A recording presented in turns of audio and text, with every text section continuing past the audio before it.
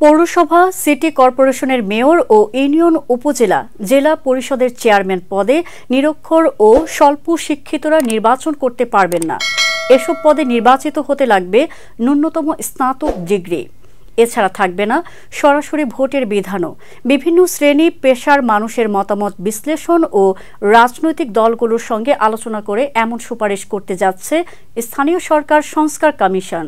সংস্কার কমিশনের প্রধান ডক্টর তোফায়েল আহমদ গণমাধ্যমকে বলেন, সাধারণ মানুষের অভিযোগ, দল, পেশিশক্তি ও টাকার দাপটের কারণে শিক্ষিত মানুষ জনপ্রতিনিধি হতে পারেন না। নিরক্ষর লোক যেন জনপ্রতিনিধি হতে না পারেন, শিক্ষিতরা জনপ্রতিনিধি হতে আগ্রহী হন এবং বিজয়ী হয়ে আসতে পারেন, এমনভাবে সংস্কারের প্রস্তাব দেওয়া হবে।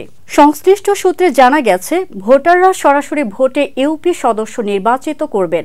ইউপি সদস্যরা ভোট দিয়ে চেয়ারম্যান নির্বাচিত করবেন, যাকে কমপক্ষে স্নাতক ডিগ্রিধারী হতে হবে। ইউপি সদস্যদের মধ্যে একজনকে সভাধ্যক্ষ নির্বাচিত করা হবে। সভাধ্যক্ষকেও স্নাতক ডিগ্রিধারী হতে হবে। একইভাবে সিটি কর্পোরেশন ও পৌরসভায় নির্বাচন হবে। জানা গেছে, সার্বক্ষণিক দায়িত্ব পালন করতে হবে চেয়ারম্যান ও মেয়রদের। তাদের বেতন ও কাঠামোতেও সংস্কারের প্রস্তাব আনা হয়েছে।